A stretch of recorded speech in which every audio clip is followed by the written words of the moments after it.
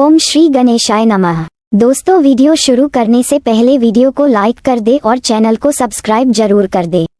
Story name is Bound Be Fated and this story is begin from chapter 68 to 69 and guys don't forget to share your reviews and put on your earphones before starting the video for better experience। तो चलिए शुरू करते हैं। उसने आरोही को अब कमर से थाम अपनी बाहों में भर लिया और जैसे ही उसे लेकर बेड पर पलटा कि तभी किसी ने आरोही के रूम के डोर पर नॉक किया। डोर नॉक की आवाज सुन आरोही ने झट से अपनी आंखें खोल दी।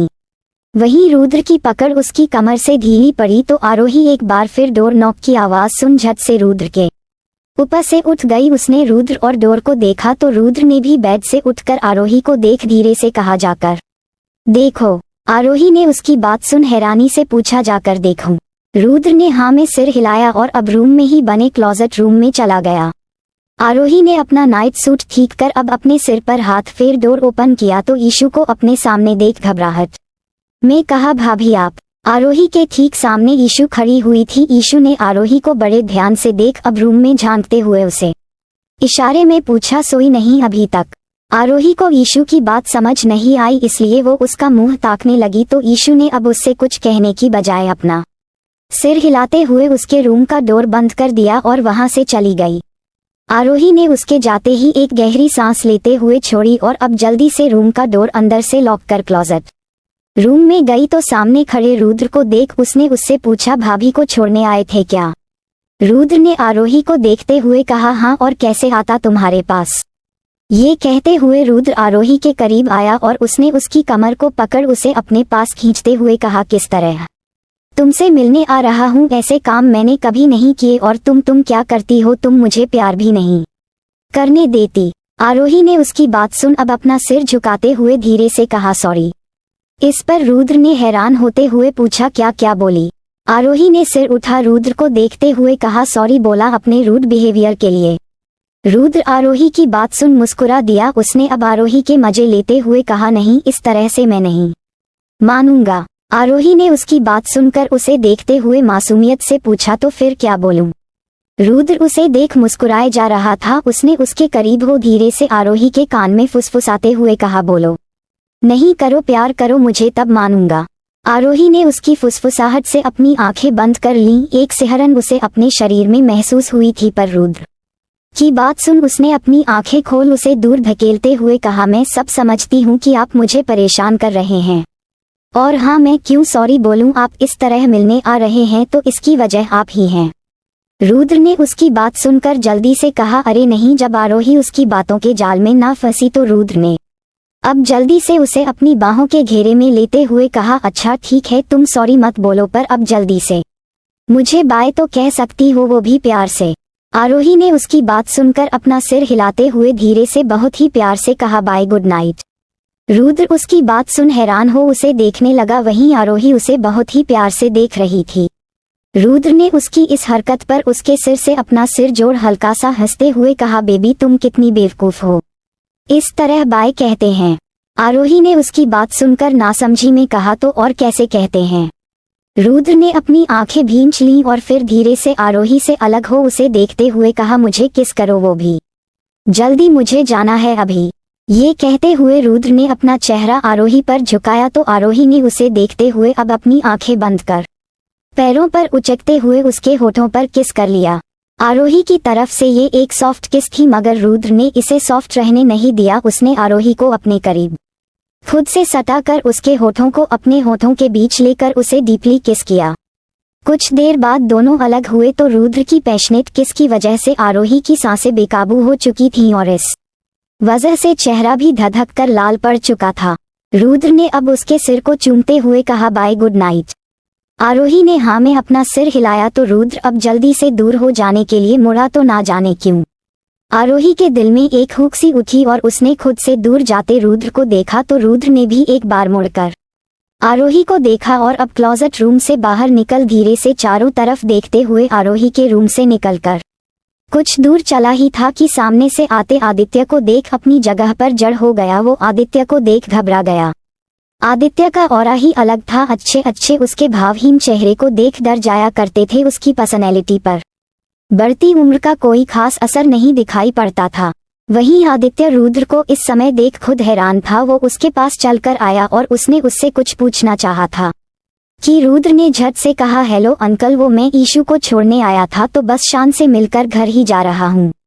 आदित्य ने उसकी बात सुन उसे देखते हुए कहा, ईशु सुबह आ जाती, इतनी रात गए क्यों, परेशान हुए। इस पर रुद्र ने जल्दी से कहा, ईशु मानी ही नहीं तो माँ ने कहा कि मैं छोड़ आऊं। अच्छा अंकल, अब मैं चलता हूँ। आदित्य ने भी उसकी बात सुन हाँ में सिर हिलाया तो रुद्र ने जल्दी से उससे दूर जा रिलैक्स होते हुए खुद से कहा, बच गया बेटा। रुद्र अब जितनी तेजी से भाग सकता था उतनी तेजी से वहां से भागता हुआ मैंशन से बाहर निकल आया और अपनी कार में बैठ वहां से चला गया। वो अपने होठों पर अभी भी आरोही के होठों का लम्स महसूस करते हुए मुस्कुराता हुआ कार ड्राइव करते हुए चला जा रहा था। इधर ईशु और शुभित को रूम में ना पाकर चुपचाप चेंज कर जल्दी से जाकर सो गई, मगर लेटे हुए वो एक बार फिर रुद्र और आरोही के बारे में सोचने लगी। रुद्र जब उसे छोड़ने आया था तो वो उसे हॉल में बैठा पानी लेने क्या गई, तब तक वो गायब ही हो गया। पर उसने देखा तो पाया उसकी कार तो बाहर ही थी, इसका मतलब वो यहीं था। पर कहाँ, क्या वो शान के साथ था? ना जाने क्यों उसे रुद्र और आरोही पर शक हो रहा था। यही वजह थी कि वो आरोही के पास गई थी। धीरे धीरे एक से दूसरा हफ्ता भी बीत गया। इस बीच ईशु और शान के एग्जाम खत्म हो गए थे। वहीं आरोही वो इन 2 हफ्तों में रुद्र से मिली तो क्या उसकी उससे फोन पर भी बात नहीं हुई। ना जाने वो कहाँ गायब हो गया था। आरोही ने अपना बंद कर परेशान हो अपने पास खड़ी सोनल से कहा, रुद्रांश का फोन बंद आ रहा है। सोनल ने उसकी बात सुन अब वाकई परेशान होते हुए कहा, है तो ये गया कहाँ। आरोही ने फिलहाल अभी सोनल को अपनी असलियत से रूबरू नहीं कराया था, क्योंकि वो खुद रुद्र की वजह से परेशान थी। ना जाने वो इस तरह कहाँ चला गया। आरोही को समझ नहीं आ रहा था कि वो कैसे उसके बारे में कुछ पता करे। क्या वो अपनी भाभी से पूछे, पर कैसे, क्या कहेगी वो। इधर ईशु ने आज अपना लास्ट एग्जाम दिया और अब कॉलेज से बाहर आई थी कि उसके फोन पर शुभित का मैसेज आया, कॉलेज पार्किंग एरिया में तुम्हारा वेट कर रहा हूँ, कम फास्ट। ईशु उसका मैसेज पर अपनी जगह पर ही रुक गई। शुभित ने उसके एग्जाम के चलते इन दिनों उसे डिस्टर्ब तो नहीं किया था, पर अब वो फ्री थी। ऐसे में ना जाने अब वो उससे क्या चाहता है और ना जाने क्या ही करने वाला था। वहीं दूसरी तरफ रुद्र के घर पर निखिल ने रुद्र का गिटार फेंकते हुए कहा, तुम्हारी हर जिद पूरी की है, उसका ये सिला दिया है तुमने, मुझे कहीं मुंह दिखाने लायक नहीं छोड़ा। रुद्र ने अपने फेवरेट गिटार को टूटते हुए देख आंखों में नमी के साथ कहा, पापा आप मुझे गलत समझ रहे हैं, मैंने कुछ नहीं किया, मैं वहां गया जरूर था बट मैंने ड्रग्स नहीं लिए। निखिल ने रुद्र की बात सुन एक जोरदार थप्पड़ सभी घर वालों के सामने उसे लगाते हुए कहा, बस करो, नशे की हालत में धुत थे तुम, रिपोर्ट्स देखी अपनी फिर भी मुझसे झूठ बोल रहे हो। रुद्र ने निखिल की बात सुन अब थोड़े गुस्से में कहा, पापा मैं सच कह रहा हूँ, मैंने बस थोड़ी सी ड्रिंक की थी, ड्रग्स नहीं लिए, मुझे फंसाया गया है। निखिल रुद्र के तेवर देख गुस्से से भर गया और उसे एक बार फिर मारने के लिए आगे बढ़ा तो मयंक ने जल्दी से बीच में आ रुद्र को पीछे कर उसका साथ देते हुए कहा, भाई मुझे भी यही लगता है, रुद्र ऐसा कुछ नहीं कर सकता। इस पर निखिल ने गुस्से में कहा, जानता हूँ पर ये वहां गया ही क्यों इस म्यूजिक के चक्कर में पड़ कर अपनी लाइफ बर्बाद करने पर तुला हुआ है। आज इसकी वजह से क्या कुछ नहीं झेलना पड़ रहा है, सबको जवाब देते देते थक चुका हूँ। ये कहते हुए निखिल ने गुस्से में रुद्र को घूरा तो सोनम ने आगे आते हुए कहा, आप शांत हो जाइए, सब ठीक हो जाएगा। निखिल ने सोनम की बात सुन उस पर भड़कते हुए कहा, चुप करो तुम, हमेशा तुम्हें टोका कि इसे बढ़ावा मत दो, मत बिगाड़ो इसे, पर नहीं तुम्हें सुननी कहाँ है मेरी कोई बात, अब भुगतो। सोनम ने निखिल की बात सुन अपने पीछे खड़े रुद्र का हाथ पकड़ लिया तो निखिल ने एक बार फिर गुस्से में कहा, और ज्यादा खुश मत होना, सिर्फ बेल पर बाहर आया है। ये कहते हुए निखिल अब गुस्से में फटता हुआ ऊपर अपने रूम में चला गया। निखिल के जाते ही प्रताप जी, सुरेंद्र जी और अर्चना जी जल्दी से रुद्र के पास चले आए। अर्चना जी ने लगभग रोते हुए रुद्र से कहा, ये क्या कर डाला रुद्रा। रुद्र अपना टूटा हुआ गिटार अपने रूम में लेकर आया तो आयु और नैना उसके पीछे पीछे चले आए। नैना ने आयु को कुछ इशारा किया तो आयु ने आगे बढ़कर रुद्र से कहा, भाई मुझे आप पर पूरा भरोसा है कि आपने ऐसा कुछ भी नहीं किया है, लाइए ये गिटार वैसे भी पुराना हो गया था, हम नया ले लेंगे। रुद्र ने आयु की बात सुन अपना सिर घुमाकर उसे एक नजर देखते हुए कहा, आयु प्लीज मुझे अकेला छोड़ दो। आयु ने उसकी बात सुनकर कहा, पर भाई मैं आपसे रुद्र ने उसे बीच में टोकते हुए कहा, पर मैं कोई बात नहीं करना चाहता। आयु ने रुद्र की बात सुन अब डोर पर खड़ी नैना को देखा तो नैना ने भी उसे रूम से बाहर आने का इशारा किया।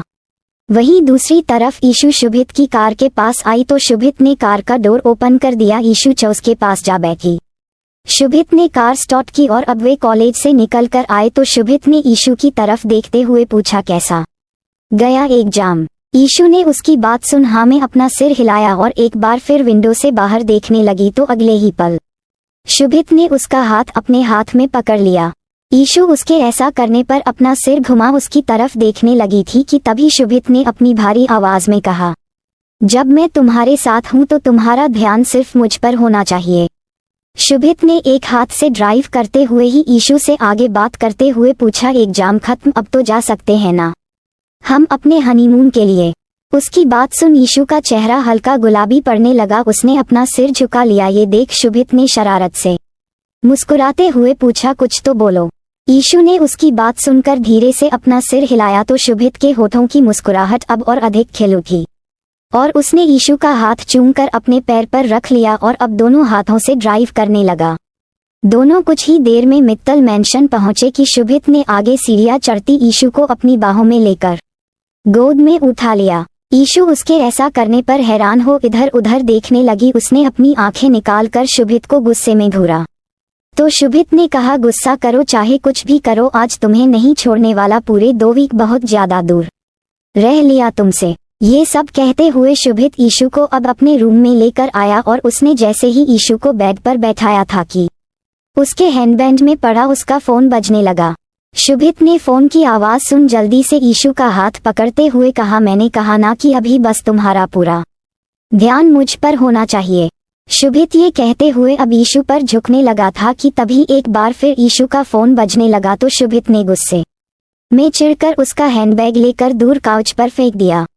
ईशु ने उसकी इस हरकत पर उसे एक नजर देखा। वो उससे कुछ कहना चाहती थी पर शुभित अभी कुछ सुनने के मूड में नहीं था। उसने ईशु के होठों के करीब अपने होंठ लाए तो ईशु के होंठ उसकी गर्म सांसों को महसूस कर कांपने लगे थे। शुभित उसे इस तरह देख मुस्कुराया और उसने उसके कांपते होंठ को हल्के से बाइट करते हुए कहा, इतना क्या डर रही हो मुझसे? क्या अब मैं तुम्हें प्यार भी नहीं कर सकता? ईशु ने उसकी बात सुन अपने होठों को आपस में भींचते हुए अपना मुंह फेर पिलो में छुपाया तो शुभित ने अपने होठों को उसके गले पर रख उसे धीरे धीरे गले पर किस करना शुरू कर दिया। ईशु ने उसके स्पर्श को महसूस करते हुए बेडशीट पर अपनी पकड़ मजबूत करते हुए कसमसाने की कोशिश की थी कि तभी शुभित ने धीरे से उससे कहा, हम कल ही सिंगापुर जा रहे हैं।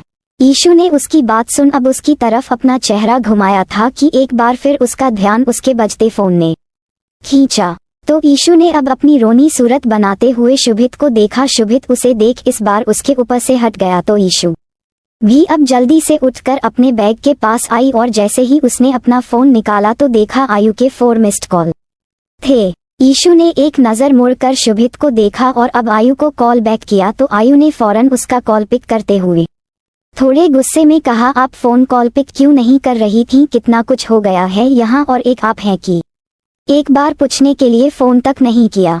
ईशु को आयु की बात समझ नहीं आई थी इसलिए उसने अगले ही पल अपनी चूड़ियों से शोर किया तो उधर से आयु ने उसकी बात समझते हुए कहा, आप घर आ जाइए, सब पता चल जाएगा आपको।